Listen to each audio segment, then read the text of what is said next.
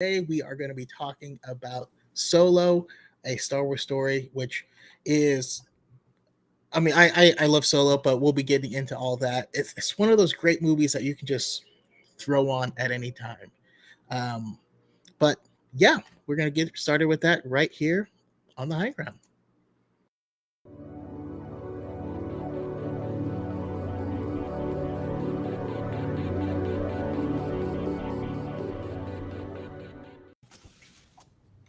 Hello. Hello and welcome, everyone. How's it going? Going good. How are you guys Great. doing? Hello, hello. Doing fantastic. So yeah, we are just went live and we are jumping in. I know you just joined just now, but I'm excited to talk Solo with all of you guys. But I wanted to get started by going around in a circle and getting started by asking, who are you? Where can we find your amazing content? And whew, and Solo, we have Han finds Chewie, his ride or die. He finds Beckett as a mentor, not a great one, but still a mentor, and Kira, a love interest that you probably is not the right one. And I'm curious, who in Star Wars would be those three things to you: your ride or die, your mentor, and the love interest that is probably you should probably pass on. I'll start by going to Austin first, and anyone else in the chat, go ahead and answer as well. Yes. Yes. Well, first, I just want to say thank you, Chaco, for having me on. Super thankful to Absolutely. be here. My name is Austin, aka Star Wars editor. I do content a few different platforms. For me, I chose my Chewie as a droid. I don't know if that's allowed, but I figured because Cassian's Chewie is pretty much K2SO and like Lando's Chewie is like all three. I put K2SO. Um, Absolutely. I love everything about K2SO and just his whole attitude. For my Beckett, I put Lando actually because I just everybody would love to learn from Lando. He's just very smooth and great guy, great guy. Yeah. And then for my Kira, I put Poe Dameron because he's a busy guy and he's got a thing with Finn. He would probably break my heart. He's a little rude, but there's a lot to love about Poe too. So he would definitely break my heart. Love it. Appreciate it. Awesome. And how about you, Hannah? Um, let's see. I'm Hannah, obviously. You can find my content. My username is NerdyHans. You can find me anywhere you look for a nerdy hand. That's why there's multiple. But yeah, you can find me on TikTok, Instagram. Starting tomorrow, I'm going to be posting on YouTube, Twitter as well. We have fun there, Instagram, all the places. Gosh, my Chewy. Oh, that's so tricky. Honestly, like my ride or die bestie, I'd have to say, oh, that's really, really hard. I love R2. That's like, I feel like we'd be really good homies. I like to be I'm a very chaotic person, kind of all over the place. And I feel like an equally chaotic robot, but like kind of toned down, okay, we'll get to work at some point and we'll do this, like, here's some information. I feel like that'd be really good. Um, my mentor, oh golly, I'd love to be mentored by Luke. He'd really be I feel like he'd understand where I'm coming from with like, oh, you have like your mind moves very quickly. I see that. Here's some information that can kind of I feel like he adapts very well. And then my love interest, I don't know. I'm pretty inclined to say Han Solo, but yes. I I kind of gathered on that last one, but I appreciate it. Thank you for coming on. Of course, happy to Um, be here. and last but certainly not least, chatting time. Hey there. Thanks for having me as well. Happy to see you all here. This is exciting. I would definitely say for so I'm Chattentime. You can find me on TikTok. I get on Instagram and Twitch occasionally, so you can find me there too. Um, at first, I was like, man, I think Han Solo fits all three of these for me on these categories. But I think for my Chewie, my ride or die bestie, I want to say Finn because like we have that equal amount of like we're in a situation, we're just gonna say something sassy and just kind of cope with it as we go. So I'm like, that's good energy to have. I'd say for mentor, I want to say Qui-Gon. Like I feel like he's like that. He's a parent. He'll kind of like, he won't scold you. He's kind of like, hey, like, here's how we could do things better. And here's how to look at things from a different point of view. And I don't know, he's an outside of the box thinker. So he can be a good mentor. And I think, I mean, I know, you know, they left on bad terms, Kira and Han, but I still think Kira would be an awesome like love interest. There's like more story there. So like, I don't know. I fell in love with her the second she showed up on screen. So I'm like, yeah, I think that would be my love interest. That will break my heart. As soon as I actually we'll get into it, but I was partially like if her and Lando got together, they would be the drippiest couple in all of Star Wars, you know, like let's see here. I got Chelsea in the chat. It says for me, mentor Kanan, sidekick buddy would be Finn, love interest would be Din. Yeah, I gotta say he created a lot of thirst by making a video when he said, "So I am your daddy." Like, come on, man. I see what you're doing. Like, I would probably do it too, but still. Got Kenny, Darthman86, mentor Ahsoka, nice. Bestie Din, not so good love would be Ventress, which yeah. Yeah. Yep. I mention it here often, but like a young Chaco seeing her stab a clone trooper and then kiss him was very confusing. I'm sure Quinlan Voss can agree. So yeah. Read Dark Disciple, everyone. Amber says mentor Leia, which is always good. Buddy Finn, love interest Poe. Libra one. Oh, it said C for me, and my mind went to C3PO as a bestie, and I was like, that's different. No, bestie Anakin, mentor Qui-Gon, love interest Satine. I see what you did there, and I certainly approve. Taylor seems surprised that no one picked Kylo as a love interest. Yeah, I'm surprised that there's not more Reylos in there, but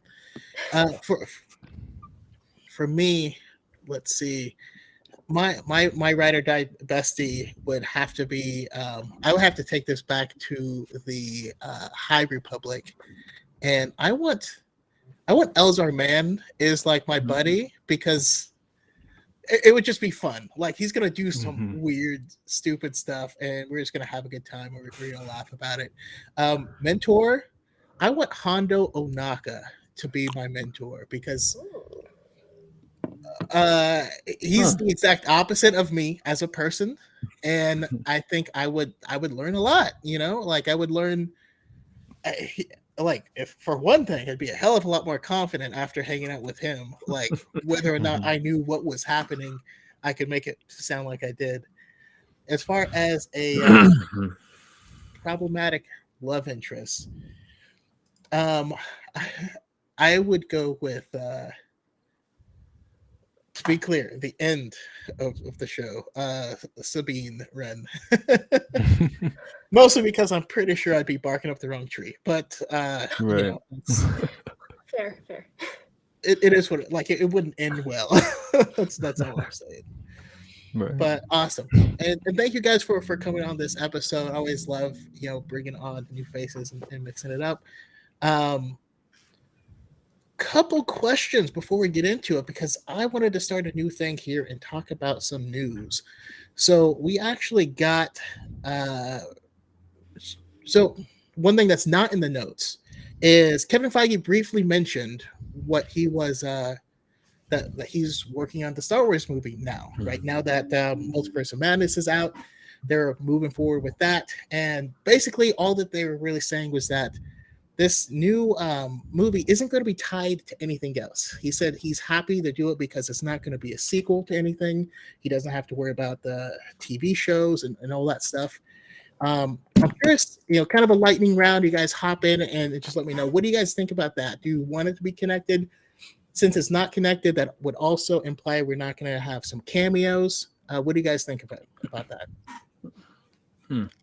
I'm all for fresh new stories, honestly. I mean, I'm a Star Wars fan, so I love fan service. Obviously, I always say that too much of it can be too much, obviously. But like I still think it would be cool to get a story like that where it's just all brand new, because Star Wars is so wide. You could literally fit anything into that galaxy. So I don't see why not, focus on something cool and new, and uh maybe Star Wars needs something like that, Yeah. How about you guys? Completely agree. I think that with Mandalorian and such, and Ahsoka and like we are getting so much stuff that's like already kind of been done. I think we're kind of ready, like, to see something new and something that's like you said, the galaxy is so big. There's so much to be explored in it, and like new characters with like the same kind of idea. It's so cool. So I think that'd be pretty awesome. Yeah. I agree. I will say I'm gonna be the odd person out, I think. I don't know who here has watched Marvel's What If, but there was a couple scenes where people were like, was that Mustafar? Was that Felucia? Like, I would love to see like some quick, like, blink and you miss it Marvel something thrown in. Kind of like JJ did with R2 in the Star Trek movies. Like, just throw in a Captain Marvel star, like Iron Man helmet and some debris. So that's what I would love. Like, I think that's a Kevin Feige thing to just like, I'm gonna throw this in there and see if they find it. So, but I think so. Yeah, both of them spoke on that, and I agree. Like, I think fresh new story would be awesome, and it can allow different doors to open from the reception of that. If it's brand new and people love it, let's expand on this era and these people in this story. Yeah, absolutely. Like, when Rebels came out, that was new. Those were all new characters, and now we love them. We can't wait for Ahsoka because people want to know where the hell Ezra is, So, like, we need to keep getting new stuff. Otherwise, we stagnate and nothing ever moves forward. So I fully agree with that. The next thing that we saw is a new book cover. I want to get you guys' thoughts. Oops. On The Princess and the Scoundrel. What do you guys think? Very excited. I love it. Yes, amazing. Yeah, I'm very excited for the novel, especially because I love Rebel Rising by Beth Revis. So I'm so excited to see her come back to do another book, especially about Han Solo and Leia. Also, one thing is this cover actually reminds me of the Rebel Rising cover. It looks very much like it. And so I love that. I love that her books can have like a continuity on the covers. But yeah, I also will say I love painted covers and painted posters in Star Wars. So fantastic cover. Yeah, love it. Anyone else's thoughts? I love it because like I don't know why, but it gave me a little bit of vibes from like older Legends books. Like, it's a mixture of that style along with like some type of like watercoloring. It gave me a bit of like nostalgia, but like, oh, this is a new looking cover, and like I'm excited. And I like the little stormtroopers in the corner. Like, I don't know why I like that. Just like to kind of put in there, like, yeah, don't forget us. But I really like it, and I'm excited. I don't read a whole lot of the books like I'd want to. I don't make enough time, unfortunately. But from what Austin just said, it sounds like this is going to be a really awesome story. So I'm definitely going to carve out some time to really get in and listen in the audiobook and really enjoy it. Yeah, and I really did. I also read the other book from Beth Revis, like you said, Rebel Rising, which you could tell Beth wanted to inject some romance stuff into it, but since it's a story about young Jyn Erso, it's definitely was not going that direction. So yeah, I'm excited to see what exactly she will do with the full book. Yeah, we don't get much Leia content these days, so I'm very, very excited about that. And I was a little, I don't know about anyone else, I was a little bit like worried at first when I heard that, oh yes, that super expensive space cruiser, we're going to use it as a ploy to talk about Han and Leia's relationship, and that just didn't mix well. But seeing those stormtroopers on the cover actually really like solidified, oh, there's going to be some conflict here, I think, about why they're on this expensive ship in the first place. That's going to be really exciting, and I'm a big Han and Leia fan, so that'll be great. Yeah. Definitely. Also, there's no way they're in the. We don't have a lot of we don't have anything from them just after just after the original trilogy. So this is like uncharted territory, really. We get a little bit in Last Shot, but even that is further out. So yeah, super excited. I have Connor B in the chat says the artist is Oliver Cuthbertson, and he's always wanted to do Star Wars art. And yeah, we have a lot of people who are enjoying it. So awesome. All right. Last but not least, with the news that dropped, is Ahsoka is officially started filming. Curious your guys' excitement levels, what you expect to see, what you want to see, anyone you hope to see. What do you got? I don't know. There's so many I want to see. I just want to see Ahsoka. I want to see Ezra. I just want to see the Rebels gang. I was concerned when they were like, "Oh, this is going to be like the Rebels sequel in a way." I really want. Yes, Ahsoka's amazing, but like, I really want that Rebels sequel. We've been dying for that. Those are the original characters, and it's so interesting. Like, who would have thought, like, when Revenge of the Sith came out, that we'd have a show with characters that didn't even exist yet, that everyone was so excited for. Like, who would have even thought that would ever happen? So that's in live action too. It's crazy. It's crazy. Definitely. What's really crazy to me is like the fans are actually casting people and it's working. Like, is that crazy? The fans casted Rosario Dawson. I think it's starting to come down to who can make the best fan art for people, and like you can make it happen. Yeah, even in Marvel. Yeah. I do have one concern though. So this is going to be the first time. I don't know. Sometimes I worry about the fan base because sometimes they don't like when characters get their own like agency. This is going to be Ahsoka's story. She hasn't been in anything really besides her book, Ahsoka, by E.K. Johnston. But she hasn't been in anything really where it's her story. Either it's the story of the Clone Wars or she did get the final arc, but that was more about Order 66. Like, I'm curious how the reaction is going to be to her being this being all about her. And on the flip side, like, I hope they don't make it all about like her relationship with Anakin, or you know what I mean? Like, I want an Ahsoka. Right. Yeah, it's definitely like something I've thought about too, because if you remember, like when Dave Filoni said that Ahsoka was stronger than Luke, like all of a sudden all those people that were saying, "Oh, we love Ahsoka. We're not, this and that. We love Ahsoka." All of a sudden they were upset. And I feel like this show is really going to highlight Ahsoka. And I wonder if those people that have been saying that they love Ahsoka so much will love her when she is at the forefront of her own series, spending a lot of time with her. So we'll see what happens. Yeah, I mean, either way, I'm excited. We'll see. Chelsea, I feel that about wanting a Rebels sequel. Rebels, also my favorite show.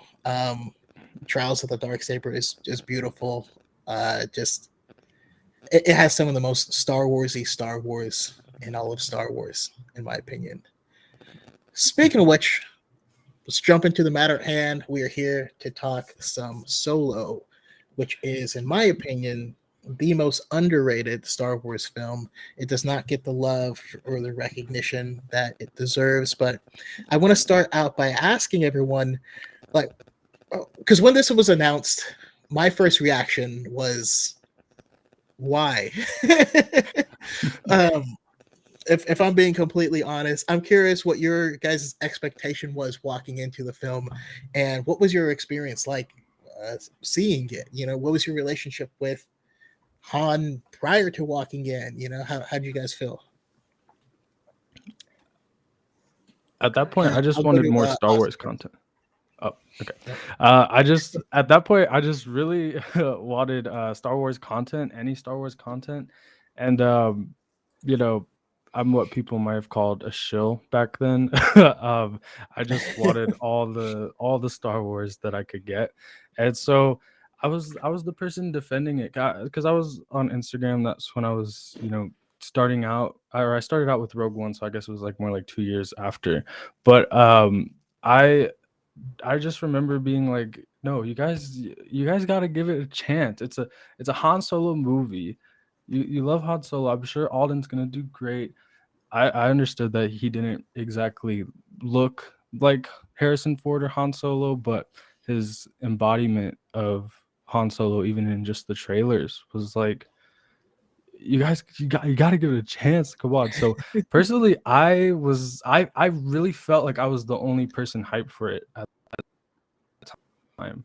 And obviously I wasn't, but that's just like, I was like, no, you guys don't understand. But I get that. Also, I want to say thank you to Classic Cast Star Wars for the super chat. Was up. Definitely appreciate it.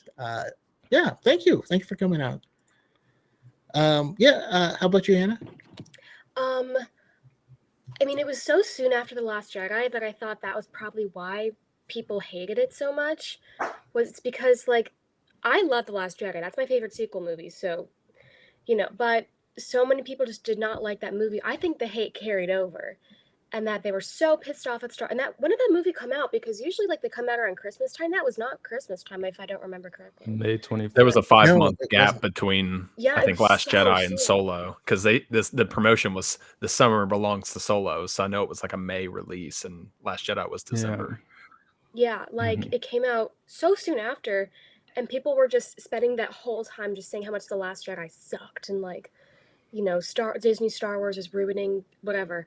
But I went into it being like, this young guy's Han Solo. All right, let's see how it goes. I was very excited. I saw it like with my dad, and I used to see every single movie together. So like he saw A New Hope in theaters like a gazillion bajillion times. So like he loves the original trilogy and obviously raised me to love the original trilogy. But we were both very excited to see like how did he kind of become who he became.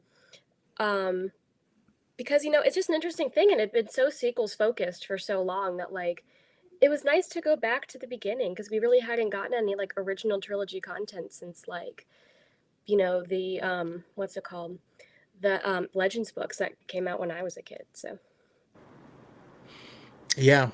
No, I definitely. It was there was a lot of weird stuff going on. Like I was really big into. I guess this was before movie talk was a thing, but I was like always watching all the Collider movie guides and stuff and trying to get all the behind the scenes information.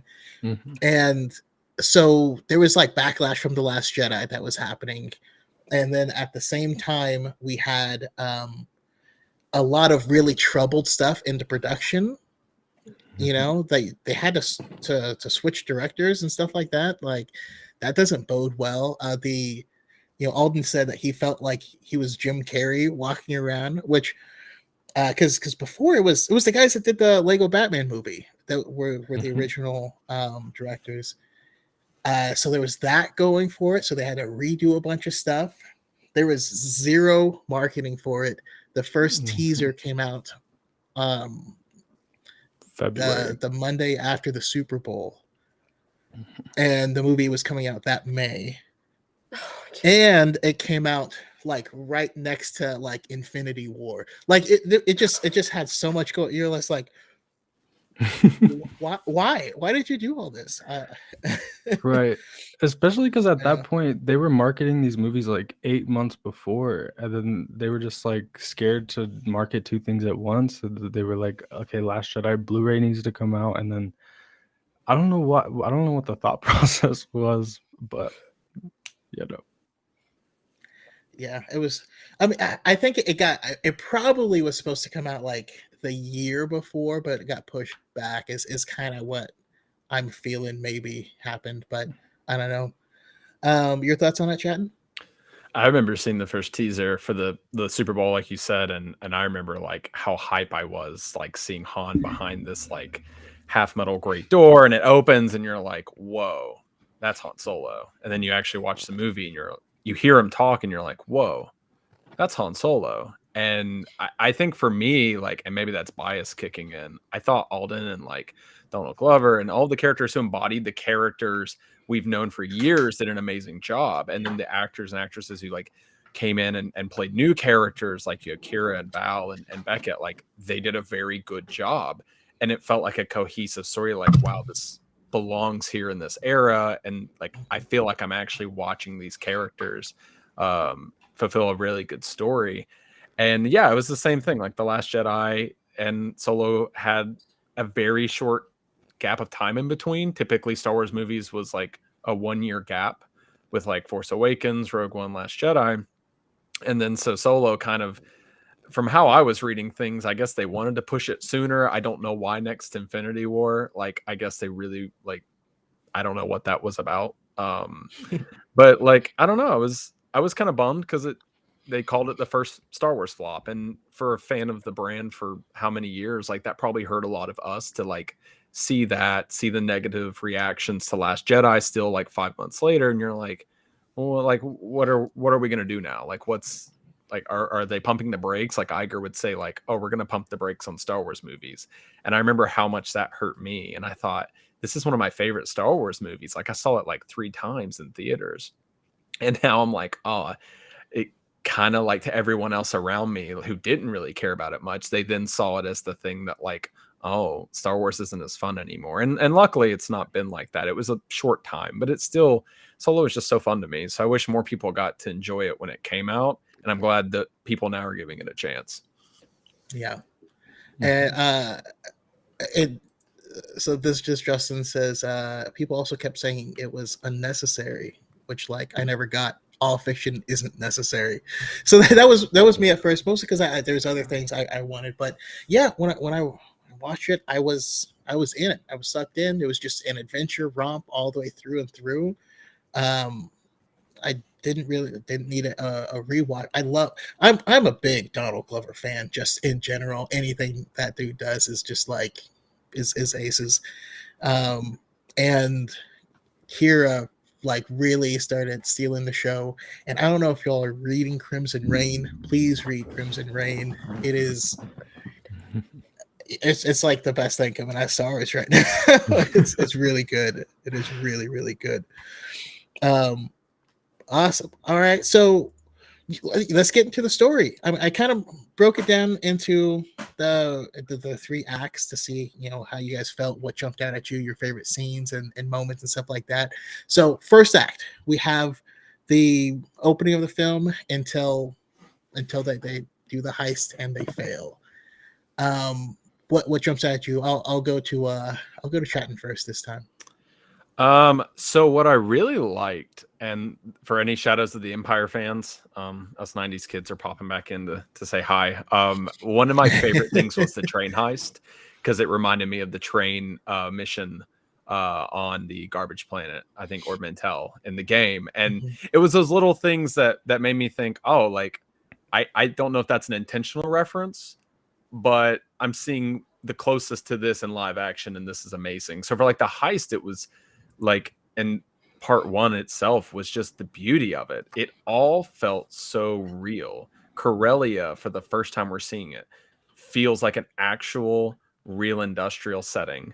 Like, this is how I think Han Solo would have grown up, like kind of in the slums, no parents. He's Solo, like, and that's before he was officially Solo. He just was already kind of Solo with Kira, and then he gets separated. Just the whole first act, you just get shoved right into the action. Like, he's already doing what Han does. And I was like, that's the best way to open a Han Solo movie. Yeah. Modeling the speeder after a Ford Falcon is just like, I don't know. I just love little things like that. How about you, Austin?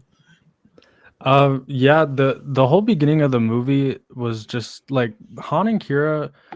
I love Han and Leia, but Han and Kira, man, like from the beginning, it was such a short amount of time that we spent with them before they were split up, and yet their relationship was just conveyed so well that I was just gutted with that shut. And it was, no more Han and Kira. I was like, no, but shows how good it was that I was so attached to them.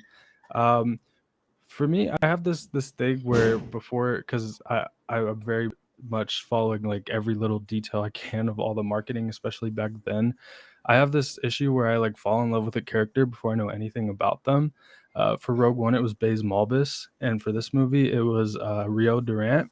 I just thought he looked so cool, and lost him very early on with Val, which was kind of disappointing that Val especially wasn't in the movie longer.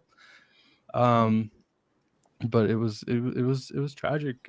And I just feel like it was so Han Solo. It was just there was this post going around a while ago about, or not that long ago, about how like Han Solo in the original trilogy, or specifically in A New Hope, like just did the most antagonizing things to Darth Vader without even knowing. Like he carried Obi-Wan Kenobi, his son, his daughter on the Millennium Falcon without knowing. And I love that kind of shows with like he's put in the cage with Chewbacca with a Wookiee that hasn't eaten in what I assume is weeks, or they said they haven't fed him in weeks, I believe. And he convinces him to go back and get out of there, help him escape, and then convinces the guy who hated him 5 minutes ago to go and recruit him for his team. And then he's saved. He's free from the Empire. I love it. That is so Han Solo, and it's amazing.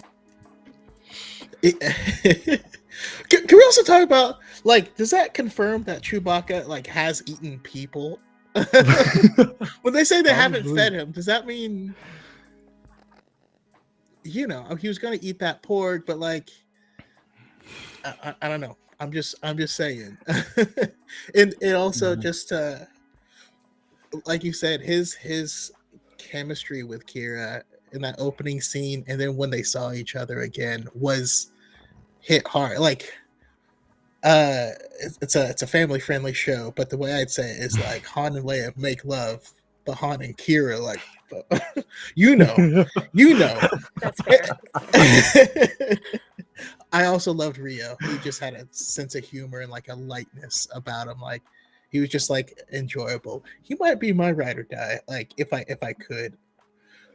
Mm-hmm. I'm changing my original ride or die to Dexter Jetster. Yeah. Yep. Dexter Jetster.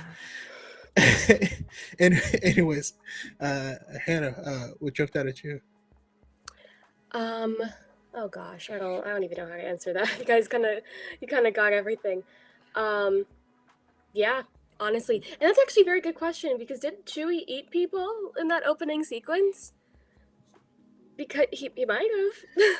You know what I mean? Wasn't there bones down there? I don't know. I think there was. Was it human? I could be very wrong, but I swear there were, because I remember it being very, very spooky, if that makes sense. I don't know. I'm trying to like think of a response. Good golly. And see the question one more time. Well, yeah. Just any favorite part of, like, maybe when they got on Dryden Voss's ship, or oh my gosh, there's so many favorite parts. I love that. It's so funny to me that like the whole like Han and Leia love scene happens like, I don't know, in a little like closet area, but then theirs happens like this big fancy closet with lots of capes and such. And I thought that's very very on the nose, very funny and great. I love Crimson Dawn. Crimson Reign is so good. If you're not reading it, sorry to hear that. I guess you should be. It's so good, and like it's an untapped universe of Star Wars, because we have like Jabba the Hutt, we have the Pikes, but they're interesting, but like Crimson Dawn is a whole other ball game.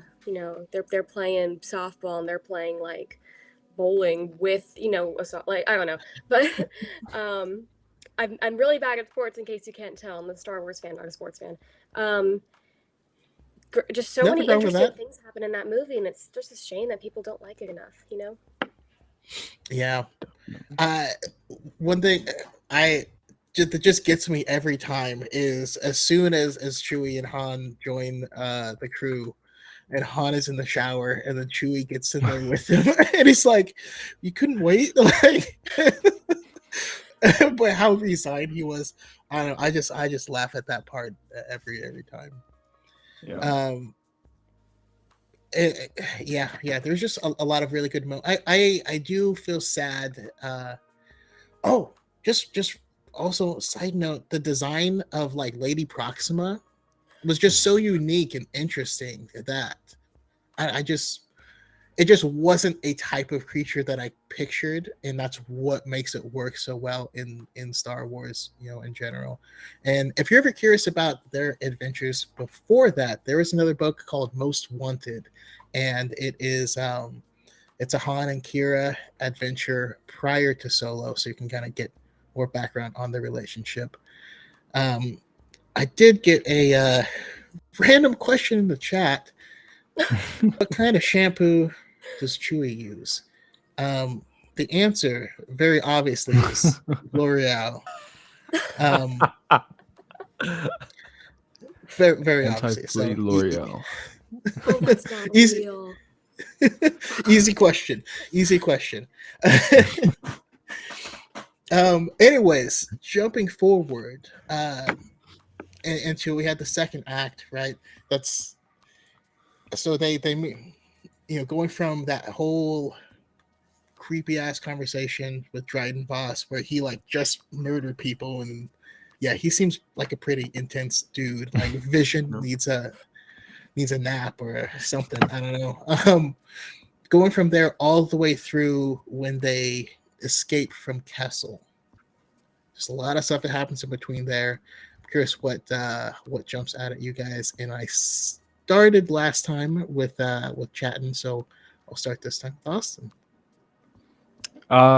Yeah, I first of all, Dryden Voss as Paul Bettany as Dryden Voss was fantastic. I absolutely love Dryden Voss, and I just love the lines in his face that show like when he's angry.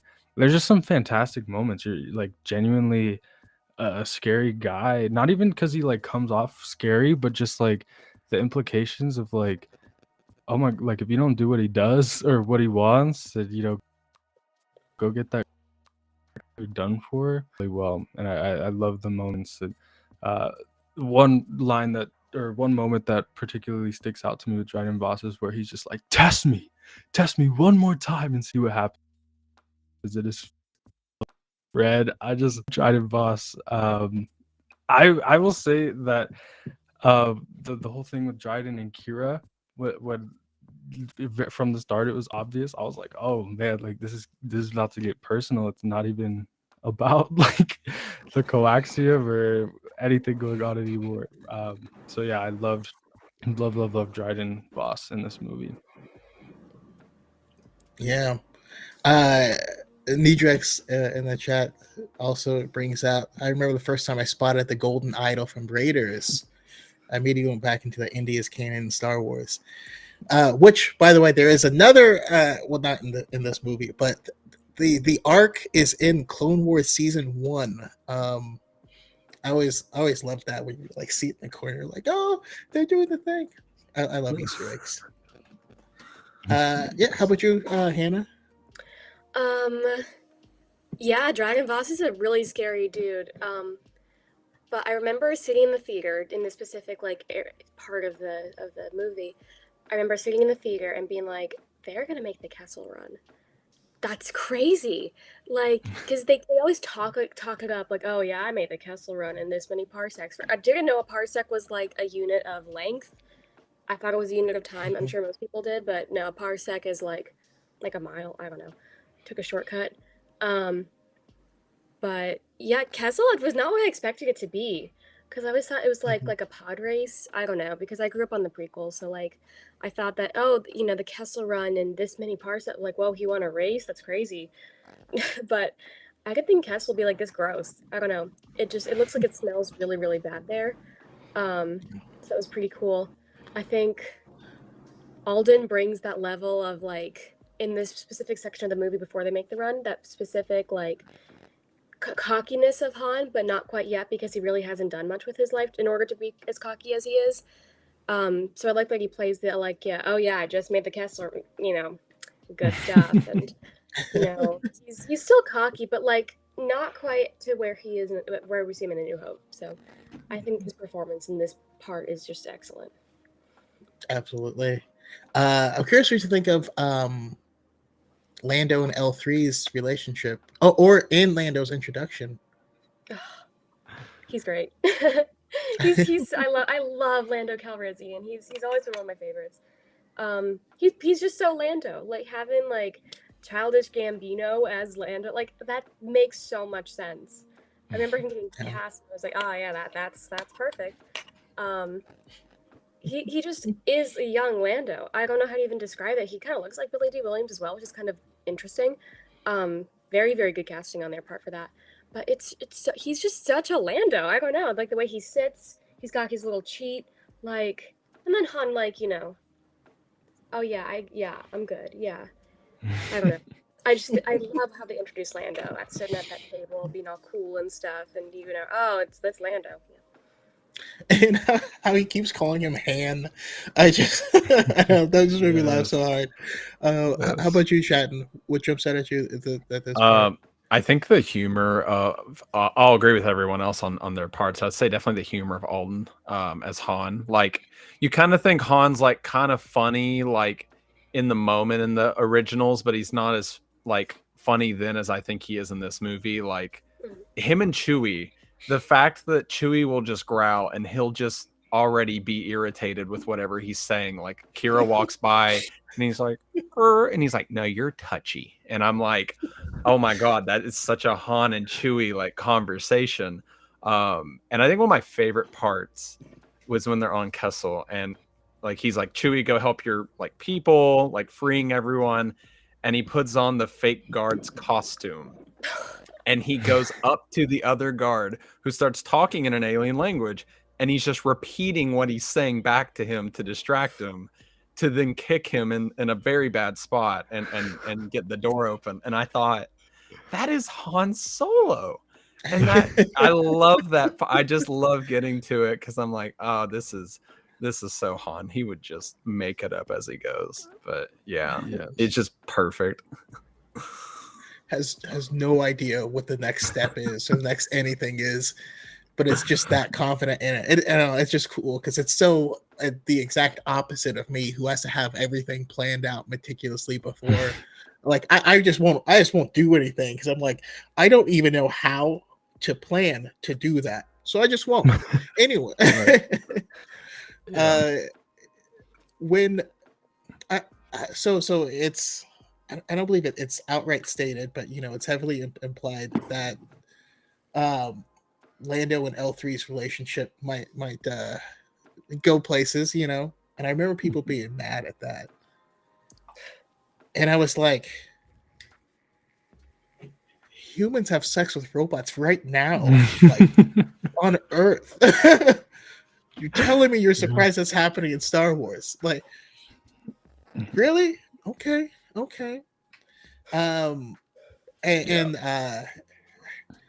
L3 took some time to grow on me, you know, but I kind of think that was the point. Like they introduced her being, you know, fairly abrasive, but she really does grow on you by the end of the film, at least in my experience. But one of the things that made me super happy is when Kira said that she knows Terrace Kasi. I started cheering. There's an old game. Everyone hates this game except for me. Star Wars Masters of Terrakasi. It's a great game. I love that game. I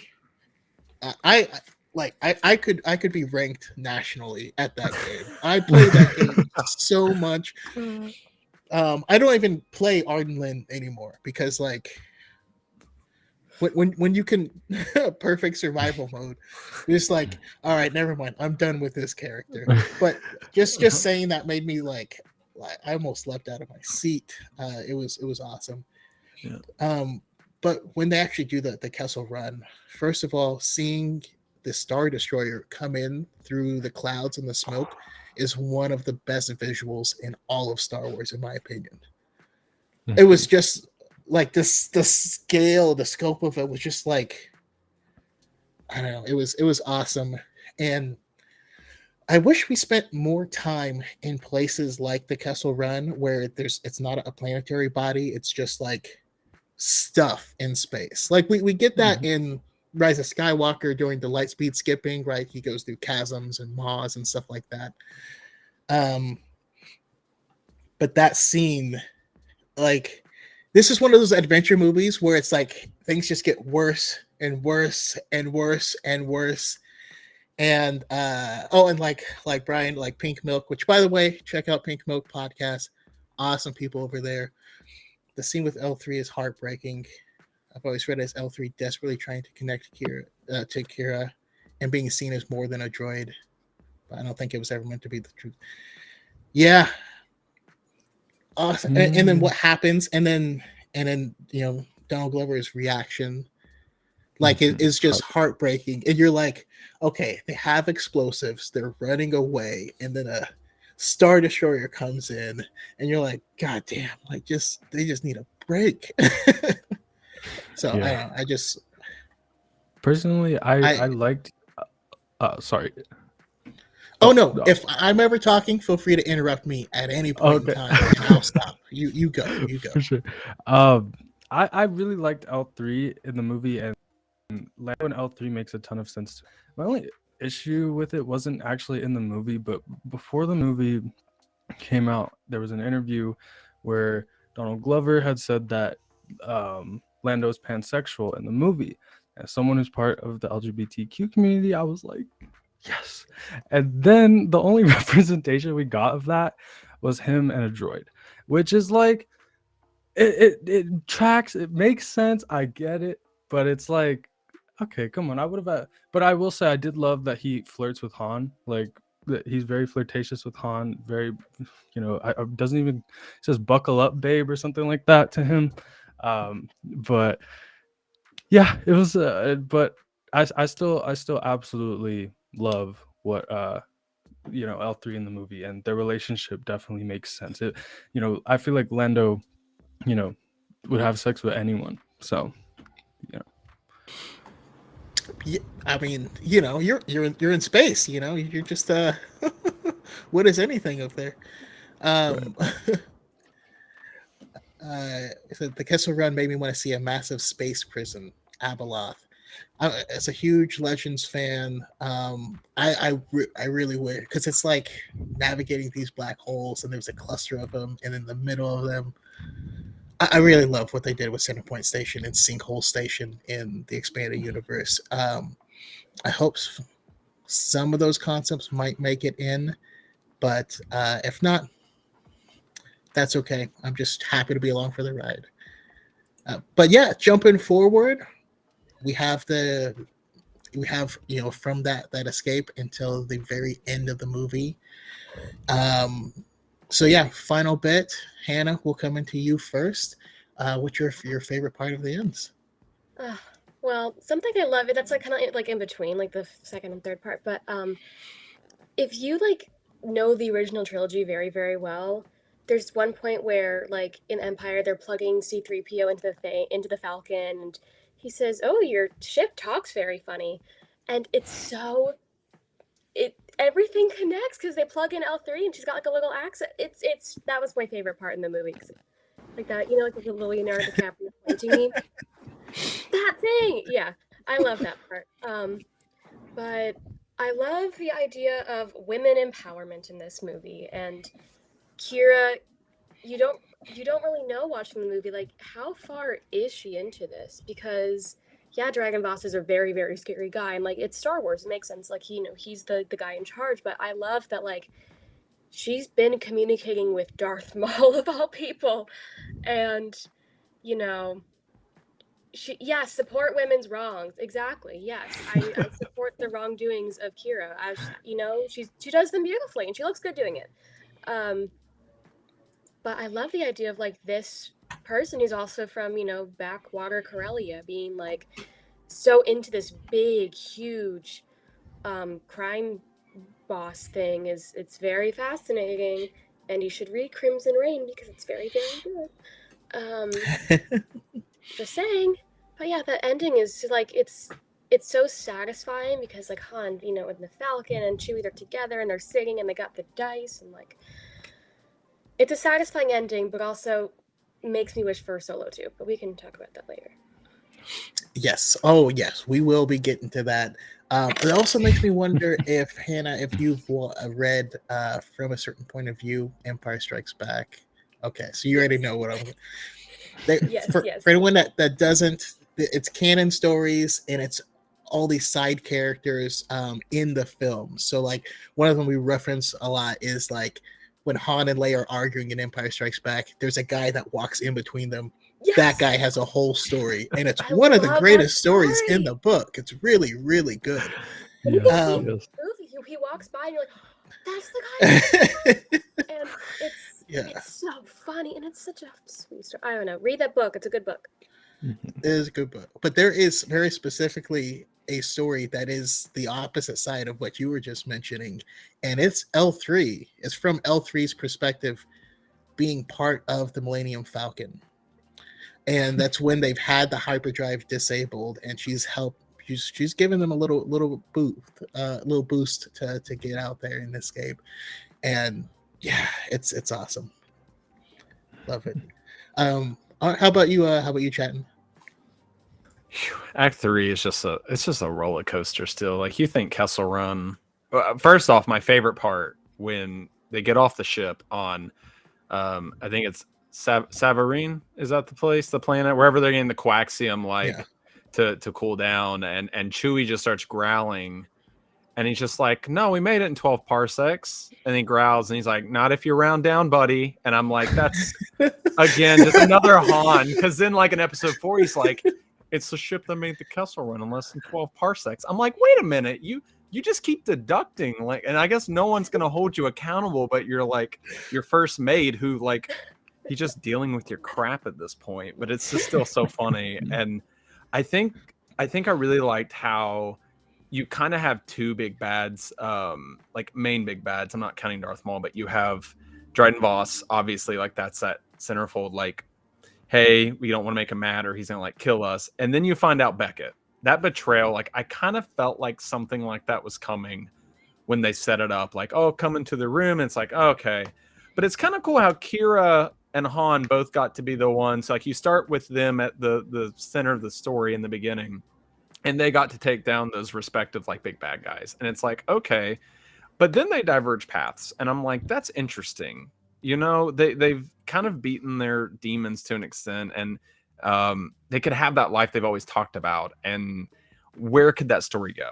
And kind of like what Hannah had said, like I really want that Solo 2 to answer that. Like I want to see, like I've always had this headcanon, which I'll go into later because it's going to be a ride. I'm sorry, but for Solo 2, but I don't know. And I think that the very end, I really love that Millennium Falcon shot with the dice. You know, the dice was very significant in Last Jedi, and this movie helped really tie that in a lot for like people watching. Like, oh, that's cool. Like that's his thing. That's the thing he has. Like, and seeing Ben just hold it in Last Jedi, like, oh, that's really sad, but like there's symbolism behind it.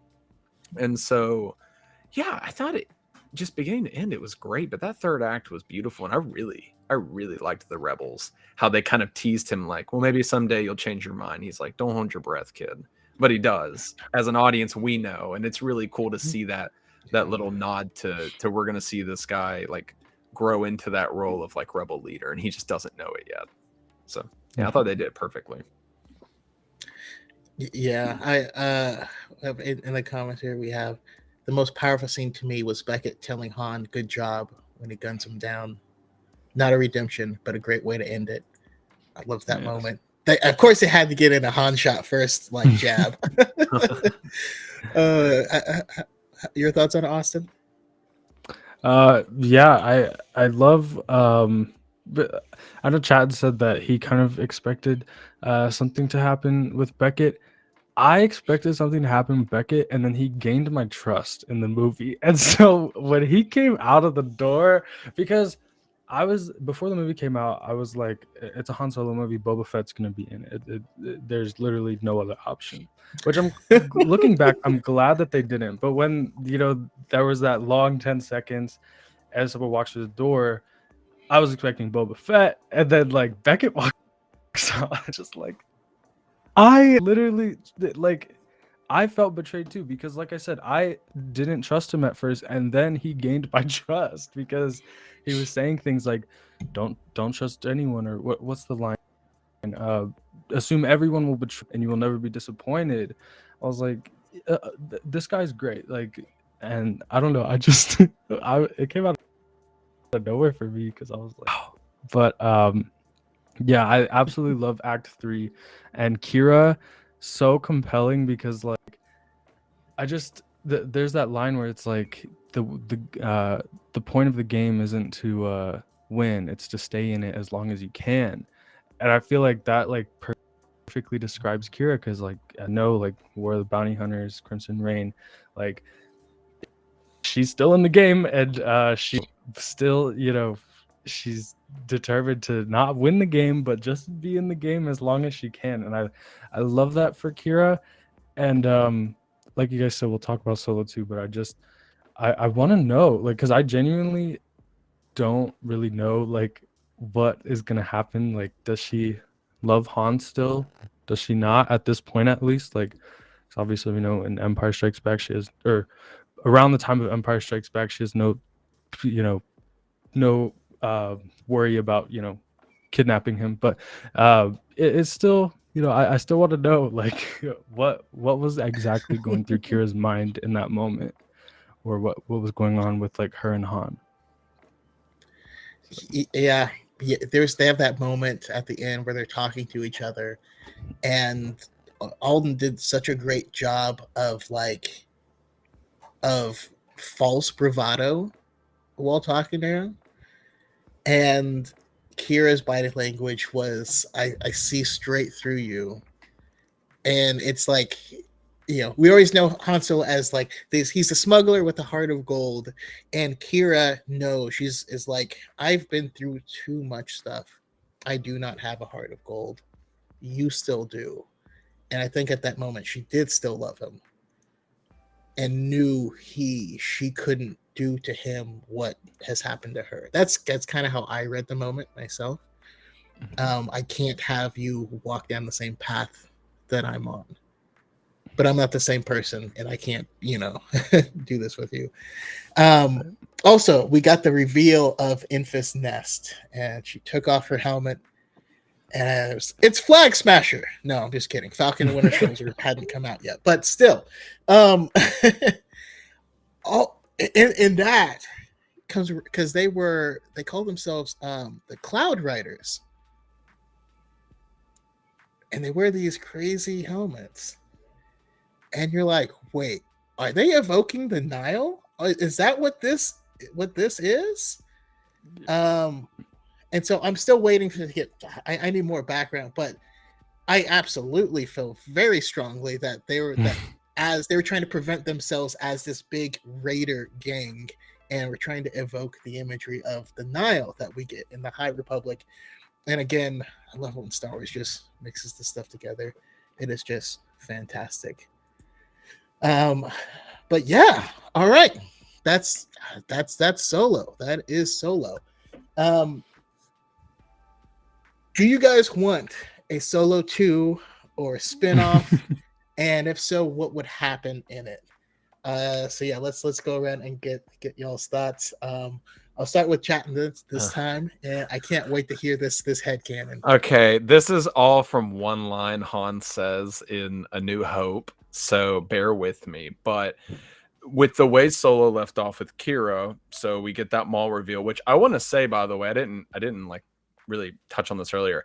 I did not see that coming.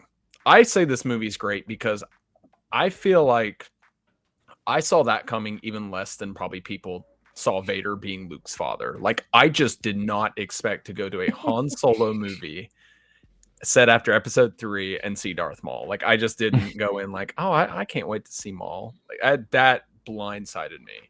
So with that, I thought there's a lot of significance to this character. My headcanon was that if they were doing this proposed trilogy for the Solo movie, Solo 2 and 3, that for Solo 2 and possibly in 3, Han was going to fight Darth Maul. Whether he wins or loses, I think that by the third movie, he was going to fight and win. Don't know how. it's a Han thing. He always figures it out. Like he has a rock for a thermal detonator. It worked for him. He'll figure it out. But I think that was going to add like a lot of the how we see him in episode 4, kind of believing in himself rather than the world and force around him. So when he says to Luke, hokey religions and ancient weapons are no match for a good blaster at your side, it's because he literally fought Darth Maul and won. And Maul probably escaped just like he did fighting Ahsoka and Rex. So it's like, oh, that's why Han doesn't think the Force as much. He literally took down Maul in a standoff and won. And so that was like my headcanon. And then I think that, you know, for Solo 2, I would love to see where Kira goes and terms of like, does she go down a dark path, or is she using Maul just to her advantage, to rise in power? Because I really think that like it'd be awesome to see her as a Sith apprentice type thing, but I think she was more interested in the power and the control that Crimson Dawn was offering. But I don't know. That was my headcanon. So there you go. It wasn't too crazy, I guess, but one line is all I wanted to connect those dots with. I would love it if they were facing off and Han's like blaster pack is like almost lost all of its charge. And then the same thing that happens when you play a smuggler class in the Lego game happens, where he sees something and it connects to that, and then that, and then that, and then he shoots that, and it like drops a crate. Oh my God. It's like a game of Mousetrap, and that's how Maul just gets caught every time. Yeah. I'm just saying, in Battlefront 2, I spam the Han Solo just charge at Maul every time I see him. So I was hoping that may happen in the movie, but yeah, I don't know. I love it. Grandmaster Nick needs the tags in Solo 2. She's being a bit of a nuisance in the Star Wars 2020 run right now. Just highly recommend. B Dazzler says Han just shoots Maul like Indy does to the back. Yes. Please. They basically recreate. Now I'm imagining they just literally recreate the Phantom Menace scene where the doors open and he stands there and slowly and he just like bop. like, the hell was that? I don't know. Let's keep going. I love it. I love it. How about you, Austin? I definitely want a Solo 2. I'm so heartbroken that it may never happen. I will say though that because of that, I can appreciate things like, you know, Crimson Reign and the potential of like a Darth Maul series in the future. Like, I think that they're going to continue the story. They're just not going to be like, this is Solo 2, because in their mind that's not marketable because the first one failed. But I think the story will continue. I also think that I don't know if they were like, I always think that they were planning to do more like a MCU type thing with Solo being like the Iron Man, especially because that's what they're doing right now with like the Mandoverse. I think that was their intention. And that's like, they put Maul in there to like set up a Maul story, and then maybe the Maul story sets up Kenobi, which we know was in development at one point and then became the series. There was a Boba Fett movie in development. It really seems like they were going to try and do like a connected universe Han Solo as the Iron Man. I don't know how much I would have loved that, because I would just love for them to be like Solo 1, 2, and 3. Solo gets a trilogy, and these characters are just a part of that, and it's not like, you know, Han Solo showing up in different stuff. At the same time, it would have been cool to see like, you know, Han Solo part of the Star Wars Avengers or whatever they would have done. So I don't know. Awesome. And how about you, Hannah? I would just make Solo 2 happen. I wish, but it looks like Lando's gonna kind of be like this, not really Solo 2, but like, you know, they might touch on things that we probably would have gotten in Solo 2. One of my favorite parts of the movie is when Lando's like sitting back, kind of like vlogging. I don't know. He's like doing his like little video diary. I absolutely love that part because it's so very Lando. Like, if Lando lived in our universe, you know, he'd be like that one influencer who's just like talking about, like, makes videos 2 or 3 times a day, just like talking about his life. He's got a YouTube he's got every platform he's got it covered, and he's doing fantastic. But I'm excited for the Lando series because I think that he'll either utilize those vlogs of some sort. I really hope he does because that's like the perfect in. Um, showing them to Jana or something, or we look at those. I don't know, but yeah, for Solo 2, I think that Crimson Reign just kind of being that because I think they made the realization, oh, we have ideas and people want more, but here's something we can give to those who really, really want it, because those who want it will go seek it out, I think. Like my dad liked that movie, but he's only ever seen the movies and he watched, Mando and that's it. Like, he's not going to watch that or read the comics, but people who want to see more will do that. And I think that's pretty cool that they even did that in the first place. Yeah. Mm-hmm. For me, what I want is, so I don't want a Solo 2. Okay. But I want more stories. So I don't want anything that's a direct sequel, and I don't want anything that's just going to follow the narrative of him. What I want, there is a Timothy Zahn book called Scoundrels. It's a Legends book, and it's a heist book. It's a heist book. It's a bunch of scoundrels, and they're going to be stealing an Imperial vault. And the way that they describe this vault, they're trying to get something in the vault, and the vault is in this locked room in a sphere that's hovering above the ground, and there's these like droids there that are guarding it, but some of them look like droids, are actually people, and you never know which is which, so you can't hack them. Like, there's so many different parts to it. And so they put together this whole team in order to take that. I want a Star Wars heist movie that is starring or featuring Han Solo, and we'll get Lando involved. We can get, like Hondo Ohnaka could be the broker for what's happening, and like we can just get all sorts of intrigue and stuff going. I needed a Ocean's 11 in space with Star Wars people. Yes.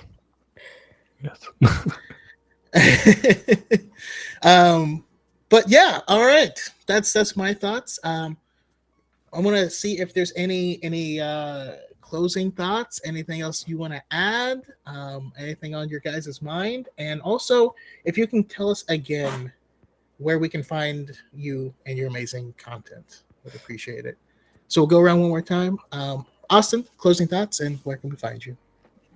Closing thoughts. Solo is my third favorite Star Wars movie. One thing that I definitely wanted to say that I didn't get to say is that I love that Han and Alden Ehrenreich and Donald Glover, they didn't try to portray Harrison Ford and Billy D. Williams. They portrayed Han Solo and Lando, and that is like amazing. I love that we can get different interpretations of the characters while them still like they're still the character. Like Anakin in the Clone Wars and the prequels is a good example of that. And so I love when actors get to play these characters. So love that. And yeah, overall my third favorite Star Wars movie ever. And my social media is SWEAustin on TikTok, and then Austin SWE on YouTube. I'm 10 subscribers away from 900, so if y'all trying to help me get there, I appreciate that. But yes, so that's where I'm at. Awesome. I appreciate it. And kind of along the lines of what you were saying, the fact that we got, like Donald Glover specifically, is why I don't want us to just CG older actors into younger roles. I think we're losing out on so much by doing that. I love our older actors. I love Mark Hamill. But I think we need to, for Star Wars to survive, I think we need to keep stepping forward, But that's just me. Hannah, final thoughts and where we can find you and your amazing content? Yeah, this is such a good movie, and it's so like people usually like skip it on their rewatches, which like I know that it doesn't like really push any story, but like it's really a good movie. Come on, like it's so fun and it doesn't take itself too seriously.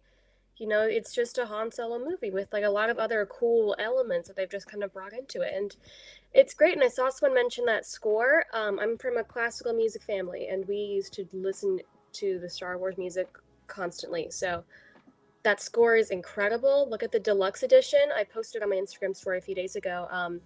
There's one track when Han's like going to like sign up to go be, you know, in the Empire. They play in a major key the Imperial March, which is so cool. I'm a big music nerd. That brought out so much excitement in me when I saw that. But yeah, this movie's great. Go watch it. Go read Crimson Reign. Go do all the fun things with this movie. Anywhere you can find a nerdy hand, that's why there's me. Twitter, Instagram, TikTok, all of it is just at nerdy hand. Sometimes there's a dot in between. And YouTube starting tomorrow. So fun things. Awesome. One thing I do have to say is there's a creator by the name of Xanthi Tan. Follow Xanthi Tan, follow Star Wars Music Minute. What they're doing is they go through each Star Wars film, one movie at a time, and they are one of the most incredible musicians I've ever met. So we're analyzing the story through the lens of the film, like 5-minute sections at a time, and they're currently working their way through Solo. And so, yeah, you'll highly recommend checking that out. If you wouldn't mind one additional plug, though, Hannah, can we ask what the YouTube content is going to be? It's going to be everything I don't put on TikTok. No, it's mostly like I have so many great ideas for it. Like I'm gonna do a whole bunch of not like random things, but like my first video posting tomorrow. I'm currently editing it. It's taking me a couple days, but I'm going through every single costume I own and kind of just showing. And I never wear this, and I also never wear this. I wear this way too often. Here's a fun story about the time I was roller skating in a Princess Leia costume and I fell on my face. Like, it's all these fun things. So it's mostly like just everyday content and funny.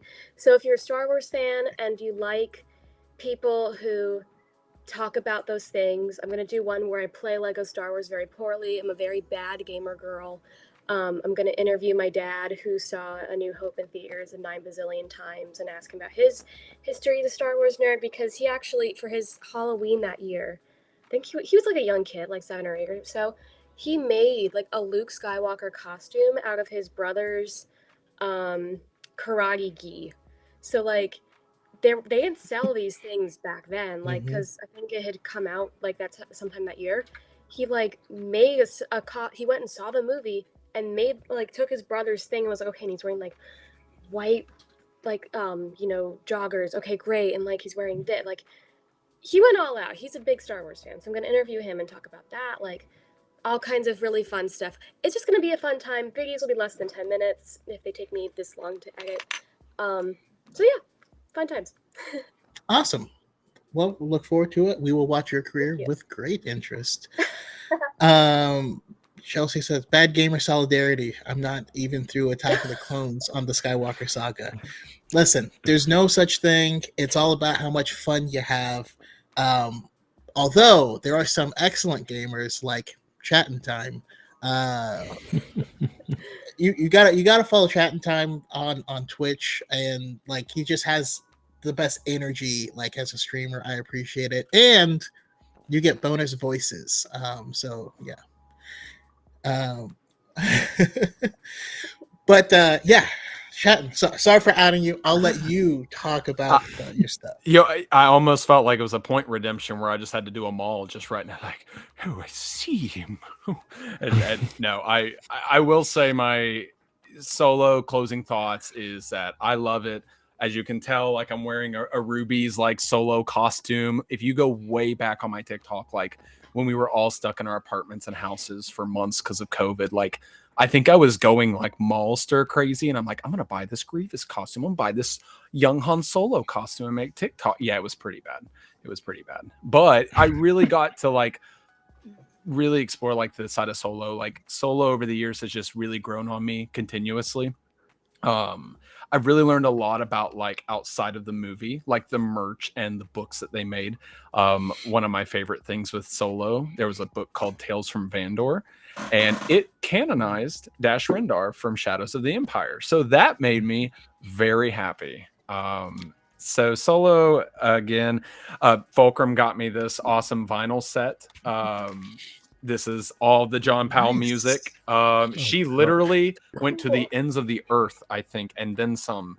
I think she made the Kessel Run to get this, but I listen to it almost daily on my record player, and it's just like Solo's had such a big impact on me. It's one of those movies that, like, you know, he talks about his like upbringing and like what he grew up with, and it's like I can relate to that. Like, you know, dad's working in an industrial setting all the time. Like, oh, little things like that. Like, what was your childhood like? Like, I don't know. This movie just, I think, resonates for a lot of different people in many ways. The characters do, and for me, I just really liked it. And I saw myself a lot in like Han and like how goofy and just not planning ahead. Like, I don't know. I'm like that. This is so like things I would do, and I love it for that. And I love just seeing Han grow throughout the movie. And so yeah, it's my favorite Star Wars movie. And it has been for a while now, and I just continue to love it every day. So I'm glad there's so many awesome people who find a lot of great things to enjoy from it too. And you can find me on Chattentime, like you said, on Twitch and TikTok. So there's my plug. Awesome. Yeah, we got some background. That vinyl costs more than the record player I bought for it. Yeah, I did. Oh man. But I love it. Thank you. Oh man. Also shout out to Jedi Master DePaul for dropping some love.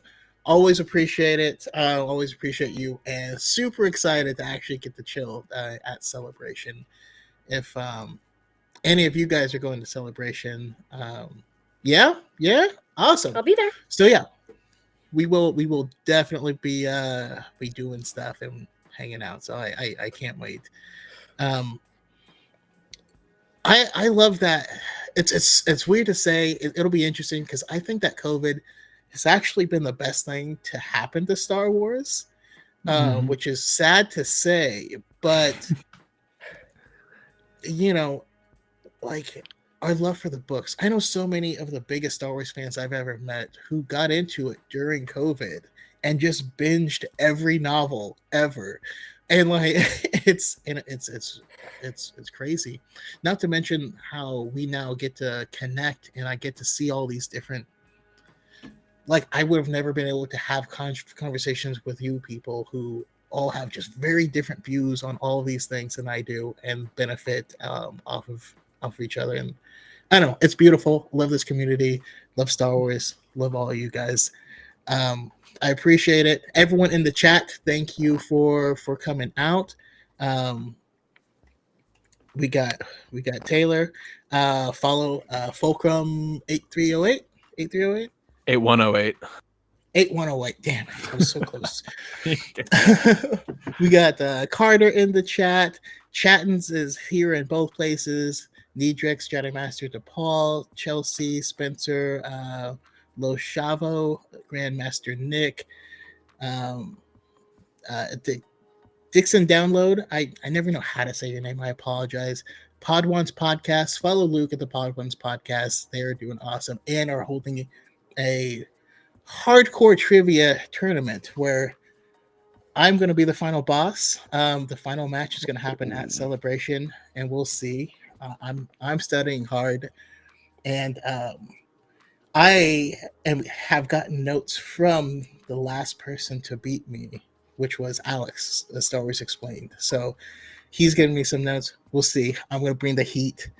We got B Dazzler in the chat, Far Away Factory.